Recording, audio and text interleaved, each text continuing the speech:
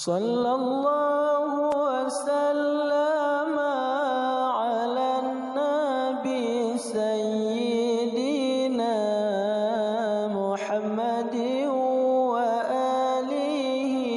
Assalamualaikum, jangan lupa like, comment, and subscribe. Bye.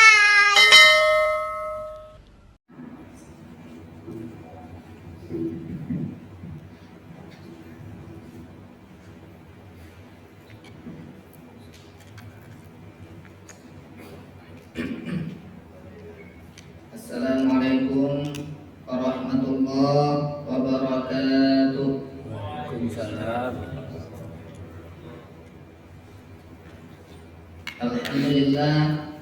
Alhamdulillah rabbil alamin. Wassalatu wassalamu ala asyrafil anbiya'i wal mursalin wa ala alihi wa sahbihi ajma'in.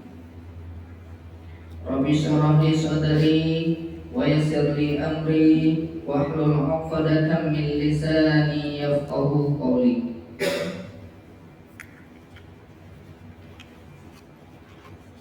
Jamaah salat fardhu zuhur yang dirahmati oleh Allah,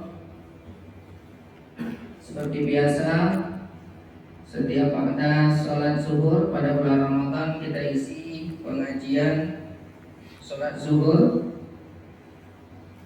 yang pada siang ini yang akan mengisikan pengajian Ramadan yaitu Al-Mukarram Al-Ustaz Muharrir Ashari LCMA dengan tema belajar dari pertaubatan Abu Lubabah Al-Ansari. Semoga bisa kita ikuti bersama sampai dengan akhir. Kita buka pengajian kita dengan mengucapkan basmalah. Bismillahirrahmanirrahim. Kepada Ustaz, waktu dan tempatnya kami persilakan.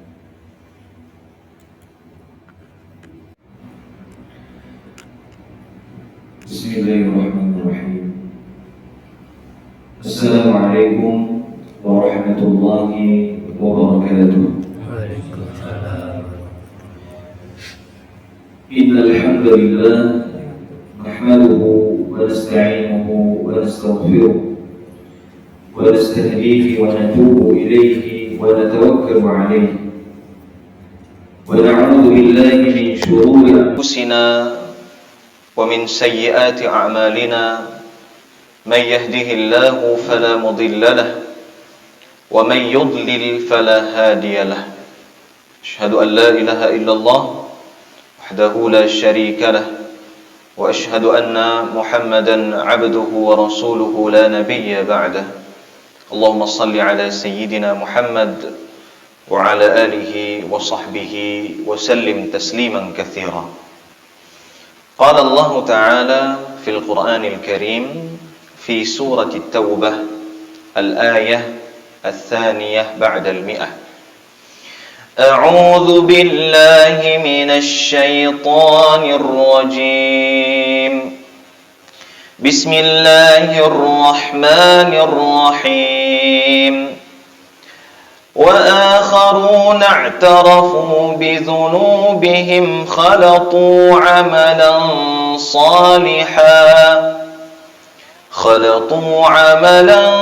صالحا وآخر سيئا عسى الله أن يتوب عليهم إن الله غفور رحيم. صدق الله العظيم. Ma'asyiral muslimin wal muslimat, sidang jemaah zuhur yang dimuliakan oleh Allah Subhanahu wa ta'ala. Puji beserta syukur sama-sama kita panjatkan kehadirat Allah atas segala limpahan dan karunia serta rahmatnya kepada kita. Kemudian salawat berantingkan salam senantiasa kita sanjung sajikan kepada baginda Nabi yang mulia, Nabi besar Muhammad sallallahu alaihi wasallam. Sidang jamaah yang dimuliakan oleh Allah Subhanahu wa ta'ala. Pertemuan ini kita akan membahas tentang kisah seorang sahabat yang mulia, sahabat baginda Rasulullah sallallahu alaihi wasallam yang bernama Abu Lubabah Al-Ansari atau Abu Lubabah ibnu Abdil Munzir Al-Ansari radhiyallahu taala anhu bersama sejumlah kawan-kawan daripada Abu Lubabah radhiyallahu taala anhu tentang pertaubatan yang telah mereka lakukan sehingga itu tertulis dengan tinta emas di dalam sejarah Islam. Dan kisah Abu Lubabah ini menjadi salah satu asbab atau salah satu sebab akan turunnya ayat suci Al-Quranul Karim, yaitu ayat yang telah kita bacakan tadi, terdapat di dalam surat At-Taubah ayat 102. Maka sidang jamaah yang dimuliakan oleh Allah Subhanahu wa taala, mudah-mudahan pelajaran yang akan kita sampaikan nantinya dapat kita petik, mudah-mudahan dapat kita resapi. Kemudian apabila kita mengalami hal yang sama atau yang mirip dengannya dalam hal berbuat suatu kesalahan dan dosa, hendaklah cepat-cepat berpulang kepada Allah Subhanahu wa taala. Dalam hal ini kembali kepada Allah, minta ampun kepada Allah.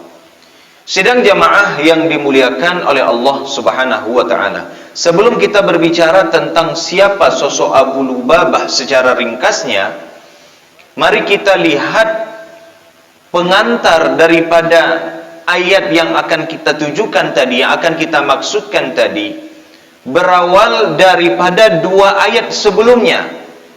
Dari awal halaman daripada surat At-Taubah ini yang terdapat di juz 11 halaman 203 dari Al-Mushaf Al-Quranul Karim ini, di mana dua ayat sebelumnya itu menceritakan tentang kondisi para sahabat baginda Rasulullah yang berada di kota Madinah Al-Munawwarah.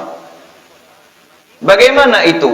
Kalau kita lihat di dua ayat sebelumnya, misalnya pada ayat yang ke-100-nya, was-sabiqunal awwaluna minal muhajirin wal ansar walladzina ittaba'uuhum bi ihsanir radhiyallahu anhum wa radu an. Kondisi para sahabat yang mulia di zaman baginda Rasulullah di kota Madinah Al-Munawwarah, yang pertama adalah mereka yang diberi gelar oleh Allah. Ini Allah sendiri yang memberi gelar tersebut. Gelarnya apa? As-sabiqunal awwalun. Ketika kita awal mula mempelajari sirah nabawiyah, kita sudah mulai mengenal apa itu as-sabiqun al-awwalun. Bisa kita terjemahkan secara simpel supaya secara sederhana, bahwasanya as-sabiqunal awwalun adalah orang-orang yang pertama sekali menerima ajaran baginda Nabi Muhammad sallallahu alaihi wasallam, yaitu ajaran Islam yang hanif. Oleh karena itu, was-sabiqunal awwalun Allah sampaikan di ayat ini minal muhajirin wal ansar. Pertama dari kalangan muhajirin. Siapa itu muhajirin? Mereka adalah orang-orang yang berdomisili di kota Makkah Al-Mukarramah. Mereka adalah pribumi kota Makkah Al-Mukarramah. Kemudian mereka atas perintah dari Rasulullah, dan itu tentu adalah perintah Allah, mereka berangkat untuk berhijrah. Hijrahnya apa? Berawal dari Mekah ke negeri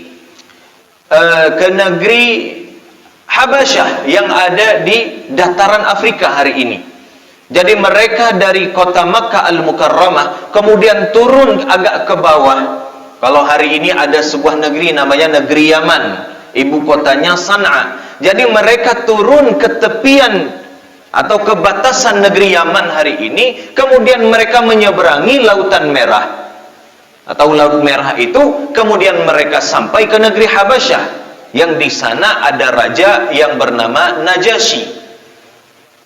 Nah, ketika mereka berhijrah pertama kali, ada sejumlah orang, belasan orang, kemudian datang lagi rombongan yang selanjutnya sekitar 80 atau 90 orang. Itu adalah hijrah yang pertama kali yang dilakukan oleh umat Islam, yang dilakukan oleh sahabat baginda Rasulullah sallallahu alaihi wasallam. Di antaranya Sayyidina Utsman bin Affan bersama istrinya Ruqayyah bintu Nabi Muhammad sallallahu alaihi wasallam. Kemudian ada Abu Salamah dan Ummu Salamah. Kemudian pada gerombongan yang kedua itu ada Ja'far bin Abi Thalib. Maka sidang jamaah yang dimuliakan oleh Allah Subhanahu wa taala, itu adalah hijrah yang dilakukan oleh umat Islam di zaman Rasulullah. Kemudian hijrah yang terbesar adalah dari kota Makkah ke negeri Yathrib atau negeri Madinah Al-Munawwarah. Dan mereka meninggalkan segala apapun di kota Makkah. Mereka tinggalkan harta mereka, mereka tinggalkan gembalaan-gembalaan mereka, kan gak bisa dibawa ke kota Madinah. Adapun mereka itu pergi ke kota Madinah juga tidak dalam keadaan tenang-tenang saja. Ibaratnya ala kadar, pakaian ala kadar, bekal juga ala kadar. Keadaan mereka itu sulit, tetapi mereka ini diistimewakan oleh Allah Subhanahu wa taala dengan sebutan minal muhajirin. Adalah orang yang berpindah dari negeri mereka ke negeri yang lain, berhijrah untuk mendapatkan satu suasana Islam yang lebih tenang. Kemudian wal ansar, ada golongan al ansar, mereka adalah pribumi kota Madinah Al Munawwarah. Sebelum ada terjadinya hijrah dari Mekah ke Madinah, mereka sudah terlebih dahulu dari kota Madinah pergi ke kota Mekah untuk mengunjungi Ka'bah Al-Musyarrafah, mengunjungi Baitullah. Dan di sela-sela kunjungan mereka ke Baitullah itu ada sejumlah orang yang kemudian mereka secara sembunyi-sembunyinya mereka mendatangi, menjumpai baginda Nabi Muhammad sallallahu alaihi wasallam. Kemudian mereka membaiat Nabi Muhammad. Mereka baiat, mereka sampaikan kesetiaan mereka kepada baginda Nabi Muhammad, bahwasanya mereka ingin mengikuti ajaran Nabi Muhammad. Kemudian datang rombongan kedua, mereka juga membaiat Nabi Muhammad, itu selang setahun setelahnya. Kira-kira tahun ke-11, tahun ke-12 sebelum hijrah Nabi Muhammad sallallahu alaihi wasallam, sejak kenabian baginda Rasulullah sallallahu alaihi wasallam. Itu yang dikenal dengan bai'at Aqabah al-ula dengan bai'at Aqabah ats-tsaniyah. Bai'at Aqabah pertama dan yang kedua. Mereka adalah orang-orang Al-Ansar dan mereka titipkan suatu pesan kepada Rasulullah di kala itu. Inilah menjadi kenapa mereka itu menjadi istimewa, karena mereka menawarkan sesuatu. Ya Rasulullah, ayo pergilah, hijrahlah ke negeri kami. Hijrahlah ke Madinah, ke negeri kami. Insya Allah engkau akan mendapati kenyamanan, akan mendapati keamanan ya Rasulullah. Jadi sidang jamaah yang dimuliakan oleh Allah Subhanahu wa taala, itulah orang-orang Al-Ansar. Kemudian setibanya orang Muhajirin di negeri Madinah Al-Munawwarah, mereka orang-orang Muhajirin ini dikhidmahi. Mereka itu dilayani, apa yang menjadi kekurangan mereka ditutupi oleh orang-orang Al-Ansar. Wa yu'thiruna 'ala anfusihim walau kana bihim khassasah. Di dalam surat Al-Hasyr Allah sebutkan, mereka lebih mendahulukan kebutuhan orang-orang Muhajirin ketimbang kebutuhan mereka sendiri, padahal mereka sedang berkebutuhan. Ini yang disebut dengan sifat al-ithar, mengutamakan hajat kebutuhan orang lain di saat diri sendiri sedang berhajat, berkebutuhan. Nah, ini tipikal orang-orang Muhajirin wal Ansar. Walladzina ittaba'uhum bi ihsan. Mereka juga adalah orang-orang yang mengikuti jejak ini. Mau mengikuti jejak Muhajirin, jejak para Ansar. Mereka disebutkan oleh Allah sebagai as-sabiqunal awwalun radhiyallahu anhum wa radu an. Mereka diridai oleh Allah Subhanahu wa taala. Ini orang-orang terbaik, orang-orang termulia, mereka mendapat ridha dari Allah. Dan mereka juga secara otomatis meridai Allah Subhanahu wa taala. Nah, ini pelajaran pertama sebagai pengantar awal. Jadi ada tipikal para sahabat atau orang-orang yang hidup di kota Makkah Al-Mukarramah. Mereka adalah sahabat-sahabat baginda Rasulullah yang betul-betul setia kepada baginda Rasulullah. Dan mereka adalah orang-orang terbaik, zaman terbaik, karena mereka adalah zaman bersama baginda Rasulullah sallallahu alaihi wasallam. Ini yang pertama. Kemudian yang kedua, tipikal yang kedua dari kota orang-orang yang berada di kota Madinah, penduduk Madinah itu adalah wa mimman haulakum minal a'rabi munafiquna wa min ahlil madinati maradu 'alan nifaq. Kata Allah di ayat setelahnya, ayat 101 daripada surat Taubah, ternyata ada informasi mimman haulakum, itu di sekitaran kalian wahai Muhammad. Engkau membersamai sahabat-sahabat engkau itu, ada dari kalangan mereka itu adalah al-a'rab. Mereka adalah orang-orang Arab Badui. Arab Badui ini Arab pinggiran, Arab perdesaan, Arab kampungan. Sehingga dikatakan oleh Allah, mereka ternyata di antara mereka ada yang munafik, ada orang yang bermuka dua.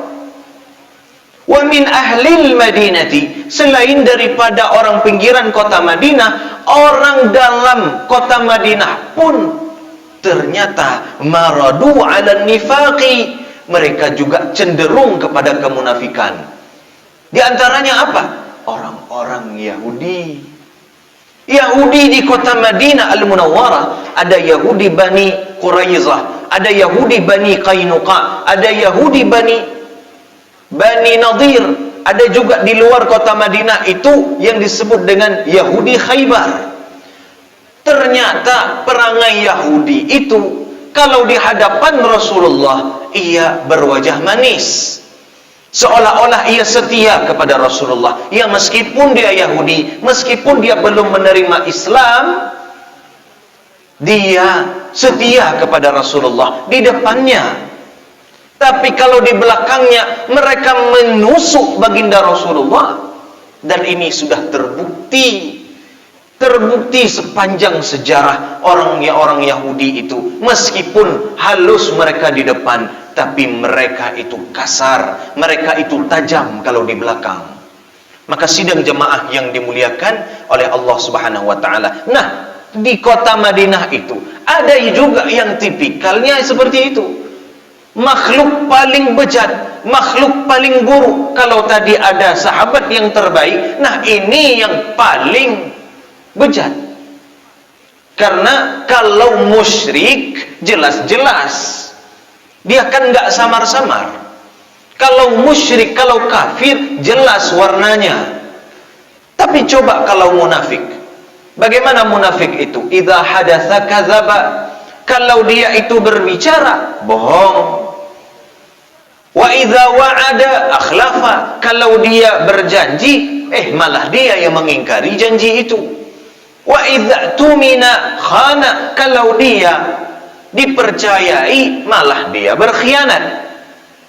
Jadi tipikal orang-orang Yahudi diantaranya itu adalah munafik, kata Allah Subhanahu wa taala. Jadi bisa kita berikan gambaran, ada tipikal yang terbaik, ada yang terburuk. Begitulah kehidupan baginda Rasulullah. Jadi jangan pikir kehidupan baginda Rasulullah itu orangnya baik-baik semua. Ya betul, yang baik-baik itu sahabat baginda Rasulullah. Tapi yang lainnya, ada yang tidak mau ikut Rasulullah, mereka orang kafir. Ada juga yang ecek-eceknya mereka itu mengikuti Rasulullah, ternyata mereka menusuk baginda Rasulullah dari belakang. Dan ini terbukti. Terbuktinya kapan? Waktu peperangan Khaybar di tahun ke-7 Hijriah, Rasulullah diberikan racun pada makanannya, sehingga racun itu sempat masuk ke dalam perut baginda Rasulullah. Dan sepanjang itu adalah sisa kehidupan Rasulullah, dan Rasulullah mengalami sakit, dan puncak sakitnya adalah sebelum baginda Rasulullah wafat. Yahudi. Maka sidang jemaah yang dimuliakan oleh Allah Subhanahu wa taala. Kalau kita lihat orang yang terbaik, insya Allah aman. Dalam hal ini para sahabat, mereka diridhai oleh Allah. Tapi kalau orang munafik seperti ini pun, ya kalau kita katakan, ya meskipun mereka seperti itu, tapi sudah nampak mereka ini orang munafik. Jelas-jelas mereka ini, kalau kita katakan, ahli neraka. Innal munafiqina fid darkil asfali minan nar. Mereka itu memang tempatnya di kerak neraka sudah. Karena munafik tadi. Nah, sidang jamaah yang dimuliakan oleh Allah Subhanahu wa taala. Barulah ada tipikal yang ketiga yang membersamai kehidupan baginda Rasulullah. Siapa mereka itu? Mereka lah yang disebut di dalam At-Taubah ayat 102 ini, wa akharuna i'tarafu bi dzunubihim khalatu amalan salihah wa akhara sayyi'ah. Mereka adalah orang-orang yang telah mencampur adukkan kebaikan dengan keburukan.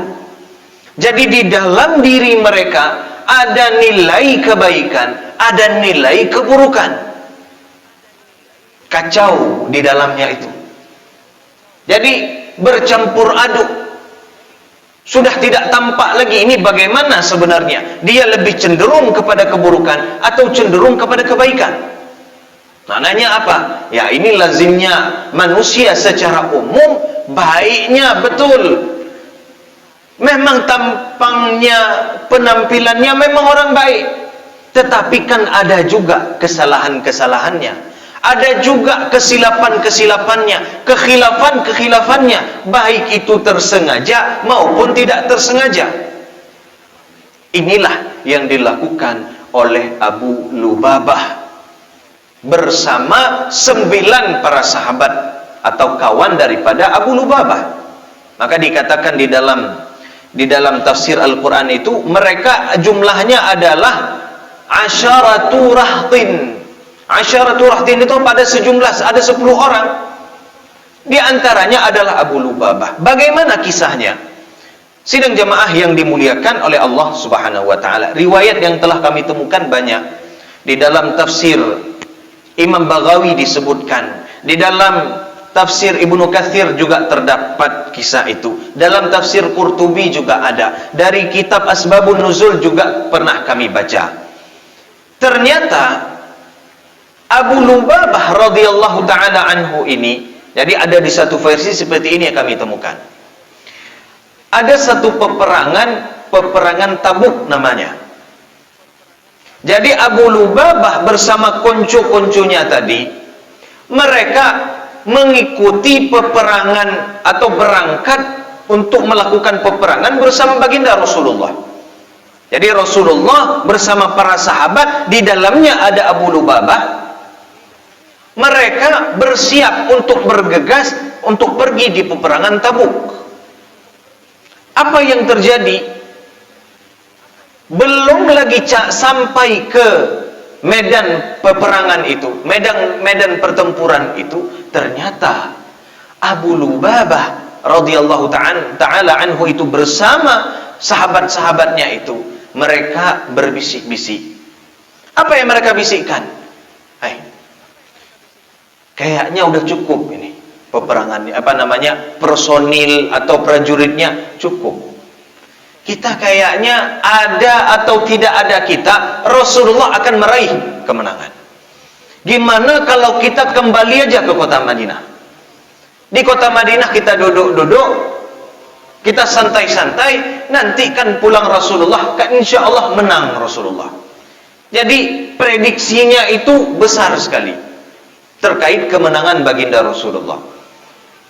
Akhirnya apa? Mereka mundur dari peperangan, keluar daripada barisan prajurit. Ya namanya medan peperangan kan mereka harus melaksanakan perjalanan yang cukup jauh. Ya, harus keluar ada gunung Uhud dulu, nyeberangi dulu. Sehingganya apa? Mereka itu ada di satu momen itu mereka bisa stay di tempat itu sementara barisan Ya, prajurit Rasulullah itu sudah maju ke depan sehingga mereka menyelinap sedikit demi sedikit, mereka bersembunyi dan mereka kembali ke kota Madinah. Nah, sesampainya di kota Madinah Al-Munawwarah, mereka sambil duduk-duduk, ternyata terngianglah di pikiran Abu Lubabah, di dalam hati Abu Lubabah, bahwasanya apakah yang dia lakukan ini bersama teman-temannya adalah sesuatu yang tepat? Apakah mereka yang keluar dari barisan Rasulullah ini adalah keputusan yang benar? Akhirnya mereka berpikir di situ. Ini versi pertama. Kalau versi kedua, ternyata Abu Lubabah radhiyallahu taala anhum suatu ketika pernah membeberkan. Apa yang dibeberkan? Informasi bahwasanya baginda Rasulullah sallallahu alaihi wasallam akan melaksanakan peperangan. Atau dalam hal ini ada Bani Quraizah. Bani Quraizah ini adalah salah satu Bani Yahudi yang ada di kota Madinah Al-Munawwarah. Jadi rahasia penyerangan yang akan dilakukan oleh baginda Rasulullah akhirnya dibeberkan. Abu Lubabah secara sembunyi-sembunyi dia pergi ke perkampungan Bani Quraizah, dibisik-bisiklah sehingga ketahuanlah siasat daripada Rasulullah sallallahu alaihi wasallam. Nah, dari dua kisah ini maka kita bisa temukan bahwasanya apa yang telah dilakukan oleh Abu Lubabah adalah pengkhianatan. Satu corak pengkhianatan dilakukan oleh seorang sahabat kepada Rasulullah. Awalnya kan dia adalah seorang sahabat yang setia kepada Rasulullah. Ternyata dia berkhianat. Karena pertama dia menyelisihi barisan, yang kemudian keduanya dia membeberkan rahasia, membocorkan rahasia. Sidang jamaah yang dimuliakan oleh Allah Subhanahu wa taala. Hingga akhirnya mereka terduduk, merenung, dan kemudian muncul penyesalan di dalam diri mereka. Nadimu, mereka itu menyesal. Kenapa? Karena ternyata apa yang mereka lakukan itu adalah sesuatu yang tidak tepat, sesuatu yang salah. Hingga akhirnya apa? Mereka berinisiatif. Apa yang mereka lakukan? Pertama, Abu Lubabah membisik atau mengatakan, mengomandoi teman-temannya itu supaya masing-masing mereka pulang ke rumah. Pulang ke rumah supaya mengambil seluruh harta yang mereka miliki di dalam rumah mereka. Jadi bayangkan 10 orang itu, setiap orangnya balik ke rumah, diambilnya harta, bawa ke tempat itu. Ibaratnya dikatakan, ini kita semuanya pulang, sejam kemudian kita kumpul kembali bersama harta-harta kita. Harta yang dikeluarkan itu apa? Semua harta. Kenapa seperti itu? Karena mereka merasa bersalah. Karena mereka mengakui kesalahan mereka. Karena pengkhianatan yang telah mereka lakukan terhadap Rasulullah. Mereka rela seluruh harta mereka dikeluarkan. Jadi nggak tanggung-tanggung. Bukan secuil harta, bukan sebagian harta. Semua harta mereka keluarkan. Lalu apa lagi yang mereka lakukan? Kata Abu Lubabah, setelah ini kita bersepakat, masing-masing kita merantai diri kita sendiri atau dirinya sendiri, atau saling merantai satu sama lain. Ada rantai diikat ke leher, ada rantai diikat ke tangan, diikat ke kaki, sehingga mereka terikat satu sama lain. Di tempat itu, di belakang mereka ada harta-harta mereka, dan mereka mengakui kesalahan yang telah mereka lakukan. Apa tadi kesalahannya? Pengkhianatan. Dan mereka juga merasa tidak enak. Masa mereka enak-enak saja di kota Madinah, enak-enak aja duduk-duduk, ngurumpi-ngurumpi bersama wanita-wanita dan anak-anak di kota Madinah. Karena yang namanya wanita dan anak-anak kan tidak ikut peperangan. Jadi mereka itu enak-enak saja, nyaman-nyaman saja bersama orang-orang yang tidak ikut peperangan. Sementara baginda Rasulullah harus bertumpah darah di sana, di medan peperangan. Nah, sidang jamaah yang dimuliakan oleh Allah Subhanahu wa taala, akhirnya mereka menyesal. Itulah yang dikatakan di dalam Al-Quran disebut dengan i'tiraf. Apa itu i'tiraf? Satu akhlak yang luar biasa. I'tiraf ini kalau kami katakan muqaddimahnya taubat. I'tiraf itu mengakui akan kesalahan diri, mengakui akan lemahnya diri, mengakui akan kurangnya diri ini. Di hadapan siapa? Di hadapan Allah. Kesalahan yang dilakukan sewajarnya, memang dia adalah seorang manusia yang memang tempatnya berbuat salah, tempatnya berbuat lupa. Maka sidang jamaah yang dimuliakan oleh Allah Subhanahu wa taala, setelah itu pulanglah baginda Rasulullah. Pulang baginda Rasulullah ke kota Madinah, ditemuilah Abu Lubabah. Terkejut baginda Rasulullah. Ditanya kepada Abu Lubabah, Abu Lubabah, apa yang kalian lakukan ini? Atau siapa yang melakukan ini kepada kalian? Kenapa kalian dirantai? Siapa yang merantai kalian? Apakah orang-orang Yahudi itu? Apakah mereka ternyata ada sejumlah mereka yang ternyata mereka masuk ke kota Madinah, tidak ikut peperangan bersama kami? Kenapa wahai Abu Lubabah? Abu Lubabah menceritakan secara detail, secara jujur di hadapan Rasulullah, mengakui akan kesalahannya. Maka sidang jamaah yang dimuliakan oleh Allah Subhanahu wa taala, pada akhirnya apa? Abu Lubabah mengatakan, "Ya Rasulullah, kami benar-benar menyesal. Kami memohon ampun kepada Allah. Oleh karena itu kami keluarkan harta kami, dan kami memohon kepada engkau ya Rasulullah, harta-harta kami ini kami jadikan tebusan agar Allah memaafkan kami, agar engkau juga mengampuni kami, memaafkan kami. Dan ini harta ya Rasulullah, fatasaddaq biha anna, kasih kepada orang-orang yang berkebutuhan. Kami tidak butuh lagi harta ini. Apalah makna nilai daripada harta, sementara kami adalah orang-orang yang berkhianat." Sungguh pengkhianatan ini menjadikan kami sadar bahwasanya apapun yang kami miliki itu menjadi tidak bernilai kalau tidak bersama baginda Rasulullah.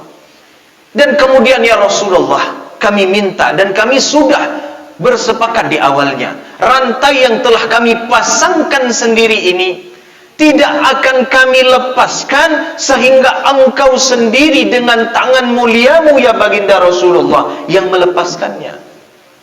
Terkejut, betul-betul terkejut baginda Rasulullah. Lalu apa yang disampaikan oleh Rasulullah? Dengan bijaksananya beliau sampaikan, "Wahai Abu Lubabah, wahai sahabat-sahabatku yang lain, bahwasanya benar kalian sudah mengakui, bahwasanya benar kalian sudah menyesal. Akan tetapi aku tidak mendapatkan perintah dari Allah." Perintah apa? Untuk menerima tebusan dari kalian, untuk melepaskan rantai yang telah kalian pasangkan kepada diri kalian sendiri. Tidak ada perintah dari Allah Subhanahu wa taala. Lalu seketika itu turunlah ayat suci Al-Quran. Ayat suci Al-Quran yang kita maksud adalah ayat 102 ini dan 103 setelahnya. Jadi sidang jamaah yang dimuliakan oleh Allah Subhanahu wa taala, hingga akhirnya Allah turunkan ayat, "Wa akharuna i'tarafu bi dzunubihim khalatu 'amalan shalihan wa akhara sayyi'ah." Dan orang-orang yang telah mengakui kesalahan mereka, mereka telah mencampur adukkan amal yang saleh mereka dan amal yang tidak baik itu. Asallahu ayyatuba alaihim. Moga-moga Allah itu menerima taubat mereka. Innallaha ghafurur rahim. Karena sesungguhnya Allah itu Maha Pengampun, Maha Penyayang. Lalu diperintahkan kepada Rasulullah, "Khudz min amwalihim sadaqatan tutahhiruhum wa tuzakkihim biha wa salli alaihim inna salataka sakanun lahum." At-Taubah ayat 103, perintah Allah, Muhammad, khudz min amwalihim, ambil dari harta itu. Semuanya? Tidak semuanya, sebahagian saja. Kenapa? Karena yang namanya harta ketika dikeluarkan oleh seseorang yang sedang berdosa, maka harta tersebut menjadi sedekah. Sedekah bisa diartikan sebagai zakat, bisa diartikan sebagai infak, sedekah dan lain-lain sebagainya. Fungsinya apa? Tutahhiruhum wa tuzakkihim biha, yang mensucikan jiwa mereka sekaligus mensucikan harta mereka. Wa shalli alaihim, berdoalah untuk mereka, karena sesungguhnya doamu itu menjadi pelipur lara bagi mereka. Sidang jamaah yang dimuliakan oleh Allah Subhanahu wa taala. Maka seorang Abu Lubabah akhirnya diterima taubatnya oleh Allah Subhanahu wa taala. Karena kenapa? Karena sidqut taubah. Betul-betul dia ini bertaubat, taubatnya jujur. Taubatnya bukan bohong-bohongan. Jadi kalaulah misalnya perilakunya adalah khianat, di dalam dia bertaubat dia juga tidak berkhianat. Karena ada sebahagian orang yang lain bertaubat pun khianat. Udah sebelumnya khianat, saat taubatnya pun khianat. Maksudnya khianat bagaimana? Enggak betul-betul, enggak jujur dalam bertaubat kepada Allah. Maka dalam hal ini sidang jamaah yang dimuliakan oleh Allah Subhanahu wa taala, kisah Abu Lubabah menjadi pelajaran yang besar bagi kita.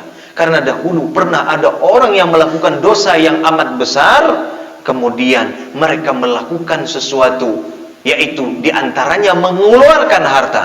Tentu yang menjadi syariat bagi kita ya bukan merantai diri kita sendiri, tetapi mengeluarkan harta, bukan juga seluruh harta, melainkan sebagian daripada harta. Khudh min amwalihim, ambillah min itu litab'id, sebahagian dari harta-harta mereka. Karena ini menjadi penyuci jiwa dan harta kita, pembersih harta kita. Jadi pelajarannya apa sidang jamaah yang dimuliakan oleh Allah Subhanahu wa taala? Selanjutnya adalah bahwasanya zakat, sedekah, infak, hibah, hadiah, apalagi wakaf, dan istilah-istilah yang lain, tabarru', tatawu' atau apalah yang lain, semuanya itu bisa menggugurkan dosa kita. Semuanya bisa menebus kesalahan kita. Sidang jamaah yang dimuliakan oleh Allah Subhanahu wa taala. Maka apa yang akan kita laksanakan insyaallah, ini mungkin ada sebagian kita yang sudah bayar zakat fitrah, bayar zakat fitrah. Yang ada berkemampuan, kemudian dia juga masuk dalam kategori orang-orang yang wajib mengeluarkan zakat mal. Di antaranya apa? Zakat penghasilan menurut ijtihad ulama yang kontemporer, ulama modern. Ada zakat profesi tadi, penghasilan. Maka dalam hal ini itu dihitung ketika memang sudah sesuai dengan ketentuannya, ketentuan haul dan nisabnya misalnya, maka itu dikeluarkan 2,5% dari total keseluruhan. Kenapa? Karena itu bukan bagian kita pertama. Karena itu bukan bagian kita, bukan hak daripada kita. Itu hak daripada orang-orang fuqara dan masakin. Kemudian juga perlu kita lihat kembali kepada harta yang kita miliki saat ini. Kalau ternyata ada bagian harta itu yang haram, cepat-cepat dizakatkan. Maksudnya dizakatkan itu apa? Zakat itu kan pensuci, pembersih tadi. Jadi kita keluarkan bagian-bagian yang haram, bagian-bagian yang syubhat dari harta kita. Tujuannya apa? Untuk menyucikan jiwa kita, menyucikan harta kita. Karena kalau tidak tersucikan, nanti jiwa dan harta itu ditanya oleh Allah Subhanahu wa ta'ala. Sidang jamaah yang dimuliakan oleh Allah Subhanahu wa ta'ala, maka pelajaran zakat ini, dan ini berawal daripada kisahnya Abu Lubabah ini, mudah-mudahan menjadi pencerahan bagi kita. Seseorang yang bertaubat bisa menempuh jalan taubat, diantaranya dengan mengeluarkan zakat, dengan mengeluarkan sedekah. Karena dengan kita mengeluarkan harta yang telah Allah berikan kepada kita, itu semata-mata tutahhiruhum wa tuzakkihim biha, menjadi pembersih sekaligus penyuci. Sidang jemaah yang dimuliakan oleh Allah Subhanahu wa taala, demikian yang dapat kami sampaikan. Mudah-mudahan ini menjadi pelajaran, menjadi ibrah hasanah bagi kita. menjadi pengingat bagi kita. Tentunya diri kita ini bukan diri yang sempurna, bukan diri yang sudah suci, sudah bersih daripada kesalahan. Bisa jadi kesalahan itu disengaja ataupun tidak disengaja. Maka coba pikir-pikir, masih ada bulan Ramadan ini sekitar beberapa hari lagi, kira-kira ada seminggu atau kurang daripada seminggu lagi. Mudah-mudahan dapat dimanfaatkan kesempatan ini untuk menggugurkan kesalahan dan dosa-dosa kita. Demikian dapat kami sampaikan. Wallahul muwaffiqul shawab. Mudah-mudahan bermanfaat. Akhiru da'wana alhamdulillahi rabbil alamin. Wassalamualaikum warahmatullahi wabarakatuh.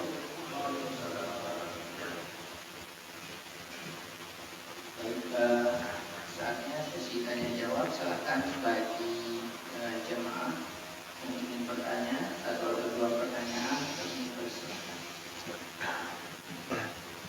Silakan.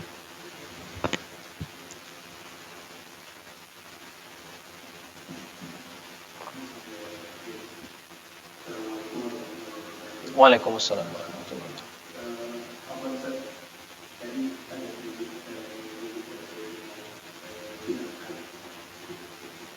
Seumpamanya kita harta kita tuh belum haus, ataupun bahkan sudah haus.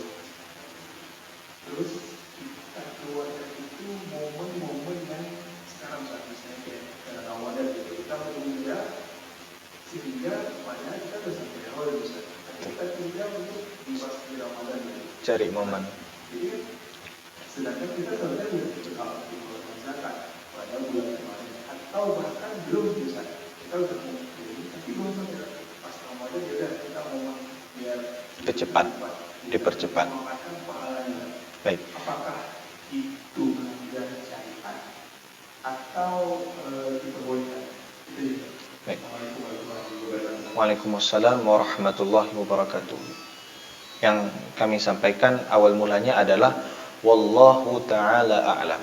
Allah lah yang maha tahu. Akan tetapi sejauh yang pernah kami pelajari dari kitab-kitab yang pernah kami baca, dari guru-guru kami yang pernah kami belajar daripada mereka, bahwasanya kalau tadi yang ditanya adalah perkara memperlambat penunaian zakat. Memperlambat. Jadi memperlambat itu bahwasanya dia sudah sampai satu haul.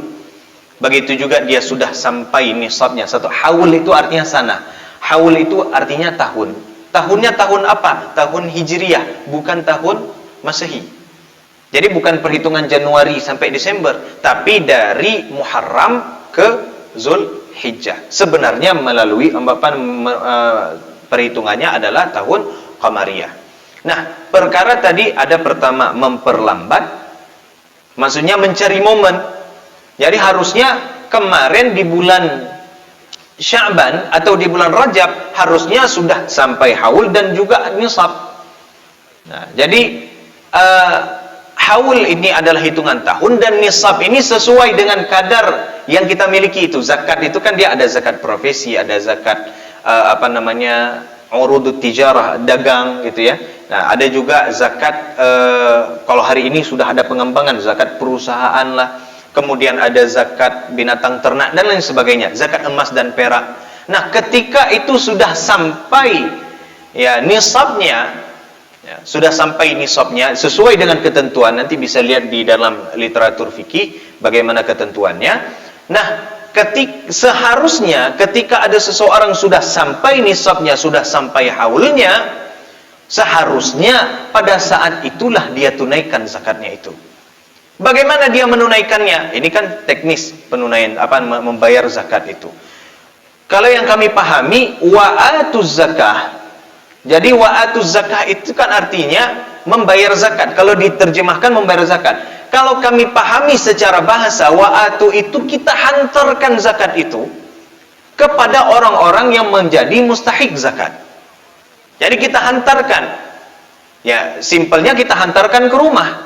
Meskipun ya kalau kehidupan kita hari ini kan ada badan-badan zakat, ada badan amil zakat, ada Baznas, ada Baitul Mal Aceh, Baitul Mal Banda Aceh, Baitul Mal di Pemkab dan lain-lain sebagainya. Atau nanti ada misalnya lazismu misalnya. Jadi ada ada lembaga-lembaga untuk penyaluran zakat itu. Nah, kalau kami pikir boleh secara sendiri-sendiri, boleh juga lewat badan-badan tersebut. Hanya saja badan ini bisa jadi lebih merata. Kalau kita menyalurkannya sendiri, yang tadi kita sampaikan kepada orangnya langsung, maknanya apa? Kita sudah melihat orang-orang terdekat kita dahulu. Karena memang anjuran daripada syariat itu, kita mengawalinya dengan orang-orang terdekat dulu, orang-orang yang du'afa, yang memang dia fakir miskin, yang ada di sekitar kita terlebih dahulu.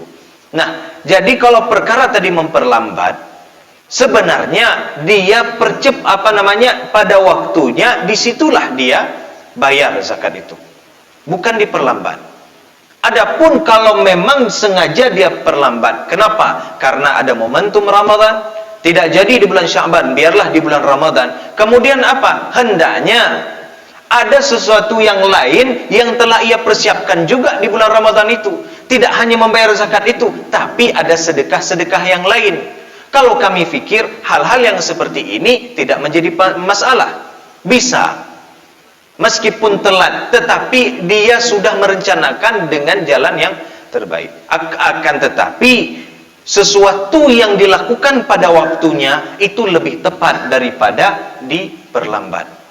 Adapun kalau dipercepat, misalnya harusnya kan Zulhijjah nanti, Ramadan sudah ada uang itu, boleh, lebih bagus lagi. Dia lebih mendahulukan penyaluran zakat itu sebelum waktunya. Apakah ini menyalahi syariat? Insya Allah tidak menyalahi syariat. Justru Allah kan lebih senang lagi, lebih suka lagi bersama orang yang memang cepat sadar. Dan dia memang di awal ketika dia itu memiliki kelebihan harta itu, dia salurkan. Namun yang menjadi persoalannya nanti, kadang-kadang kalau orang yang sudah memperlambat tadi, menunda tadi, uangnya sudah keserap duluan, terpakai untuk sana, terpakai untuk sini, sehingga nisab tadi yang awalnya sudah sampai berkurang lagi. Sehingga waktu perhitungan tahun itu 10 bulan, 10 bulan sudah ludes sebahagian. Kalau tunggu 12 bulan memang nggak nyampe lagi. Nah, jadi kadang-kadang perlu kita timbang-timbang. Kalau kita tipikal orang yang nggak bisa lama-lama pegang uang, cepat-cepatlah. Nah, ini kami nggak tahu kalau kita di kantor kita ini apa memang sudah, mohon maaf, misalnya disedot dulu di awal waktu gaji itu sudah dipotong terus, atau masing-masing sesuai dengan kesadaran masing-masing. Nah, itu kami tidak paham. Tapi kalau memang sudah disedot duluan, nanti biasanya di akhir tahun itu akan dikembalikan kemudian disalurkan masing-masing, atau melalui badan-badan lembaga yang tadi kita sebutkan. Wallahu ta'ala a'lam. Nah, jadi seperti itu.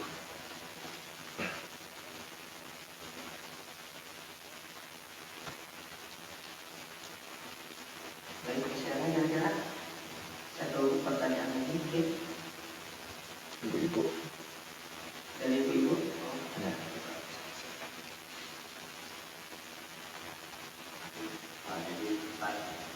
Jadi pertanyaan ini terkait dengan yang paling kita jalani 10 hari akhir dari bulan Ramadan. Masya Allah. Ya. Ini kan Ustaz, yang paling sempurna itu kan di 10 hari akhir itu kita beriktikaf di masjid. Betul. Sehingga harapannya kapanpun Lailatul Qadar itu datang, dari ilmu genap, insya Allah kita berada di jalannya. Betul. Dalam satu ibadah minimal iktikaf itu sendiri juga ibadah, walaupun kita mungkin tidak sholat. Tapi bagi sebagian orang yang bisa full, hanya bisa datang taraweh, kemudian mungkin nanti tengah malam datang lagi, atau hanya untuk sekedar taraweh. Nah, pertanyaannya, Lailatul Qadar itu apakah sepanjang malam? Atau dia on the spot dalam sesi tertentu saja dari malam? Betul. Nah, bagi orang-orang yang misalnya tadi hanya bisa sesaat, ada nggak peluang tetap mendapatkan keutamaan malam Lailatul Qadar yang ibadahnya lebih baik dari sebelumnya? Ya. Ya. Bismillahirrahmanirrahim. Pertanyaan seputar 10 hari bulan Ramadan. Baru saja beberapa waktu yang lalu kami kaji ada satu kitab Riyadhus Shalihin, itu hadis-hadis tentang, dalam hal ini kami buka bab fadl qiyami Lailatul Qadar. Jadi menghidupkan malam Lailatul Qadar. Nah, Rasulullah sallallahu alaihi wasallam pernah bersabda seperti ini. Man qama lailatal qadri imanan wa ihtisaban ghufira lahu ma taqaddama min dzambih. Di sini keterangannya man qama lailatal qadar. Barang siapa yang dia, kalau qama bisalah kita artikan itu menghidupkan malam Lailatul Qadar. Dia atau dianya hidup di malam itu. Maksudnya dianya hidup tuh enggak dalam keadaan lalai. Pikiran nyala, hati nyala. Maksudnya nyala itu hidup. Dia dalam keadaan sadar bahwasanya ini adalah malam. Bertepatan atau tidak dengan malam Lailatul Qadar, dia sudah ready. Jadi memang dalam kondisi qama, dalam keadaan sadar. Imanan wa ihtisaban, dengan penuh keimanan dan mengharapkan ridha Allah, dia akan mendapatkan ampunan dosa.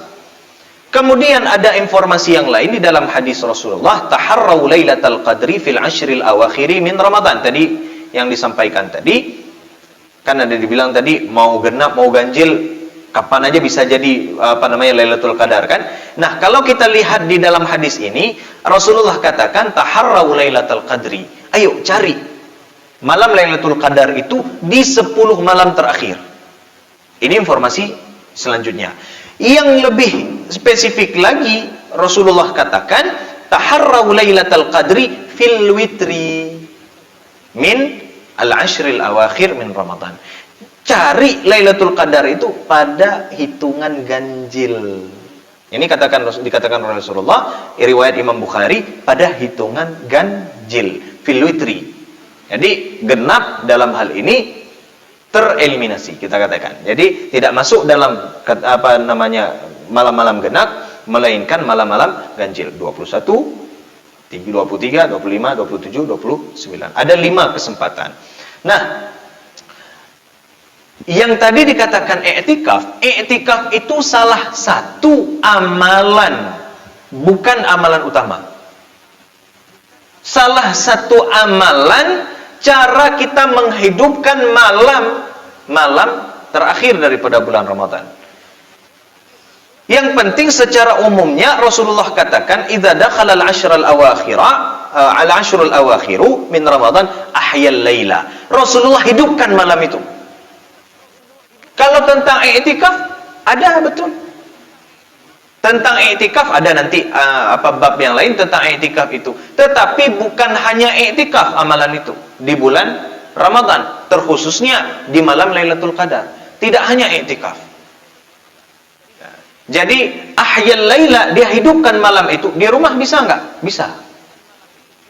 Kemudian dia ambil bagian yang lain. Kalau di hadis Nabi kan perintah anjurannya seperti ini, motivasinya man fattara saiman kan, memberi makan buka puasa bagi orang yang berpuasa. Dalil tentang kasih makan sahur ada dalil kasih makan sahur. Sejauh yang telah kami kaji belum nemu ya, bisa jadi ada tapi belum nemu. Kalau spesifik sahurnya nggak ada, tapi sekarang coba lihat. Orang berlomba-lomba memberi makan sahur, diketok-ketoknya pintu. Assalamualaikum, ini ada makanan sahur. Dikasihnya ke masjid. Semalam kami ada ikut Qiyamul Lail itu di Masjid Nurul Huda BPKP. Setelah salat Qiyamul Lail itu 8 rakaat tambah 3 rakaat witir, habis itu ada nasi. Nggak banyak-banyak, nasi cuma setengah pot itu, kemudian ada kuah ikan beserta ikannya, ada udang. Itu toh. Siapa yang kasih? Hamba Allah. Apakah dia dalilnya yang mana? Dalilnya adalah sedekah secara umum. Jadi amalan itu bisa juga menjadi andalan. Kemudian apa lagi? Ada amalan yang lain. Ketika Siti Aisyah bertanya kepada Rasulullah, ini kalau Lailatul Qadar, misalnya saya pas ini Lailatul Qadar ya Rasulullah, kira-kira apa yang saya baca? Kata Rasulullah sallallahu alaihi wasallam, Allahumma innaka afuun tuhibbul afwa fa'fu anni. Fa'fu anni itu untuk saya, kalau untuk rame-rame fa'fu anna. Jadi itu juga menjadi amalan. Kalau kita duduk misalnya lagi di jalan, naik motor atau dalam berkendaraan sedang musafir kan nggak bisa i'tikaf itu, musafir. Lalu dia baca itu doa itu, Kemudian di dalam safarnya dia masih bisa memberikan makanan kepada orang lain, masih bisa zikir, dia putar murattal di mobilnya itu. Ya, ini kan kehidupan kita. Masuk enggak dalam amalan menghidupkan malam? Masuk. Jadi ahyal laila, menghidupkan malam itu dengan dalil dengan amalan yang umum. Apa aja boleh.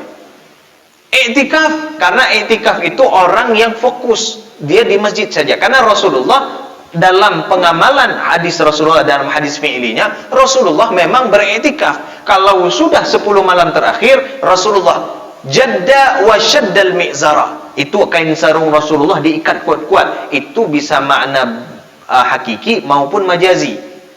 Maksudnya mau betul-betulan memang diikat kain sarung, atau itu kiasan. Kiasan itu apa? Mohon maaf, nggak jumpa istri. Nggak jumpa istri kalau malam itu nggak jumpa istri. Karena apa? Fokus sama Allah. Kalau jumpa istri kan sudah bisa dalam 20 malam awal. Ya, jadi sidang jamaah yang dimuliakan oleh Allah Subhanahu wa taala. Jadi i'tikaf bagian daripada menghidupkan malam. Di malam Lailatul Qadar i'tikaf tepat. Tapi amalan yang lain itu juga tidak dapat kita kesampingkan karena memiliki fadilahnya masing-masing. Wallahu taala a'lam. Baik, terima kasih Ustaz atas jawabannya.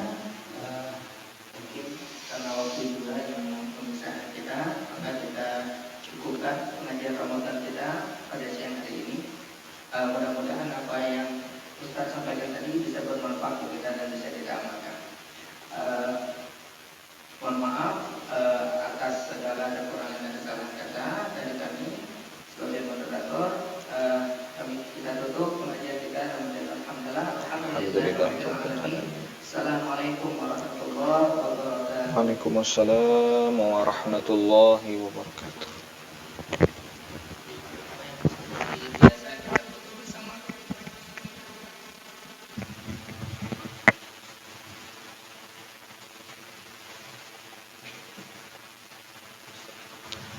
Terima kasih.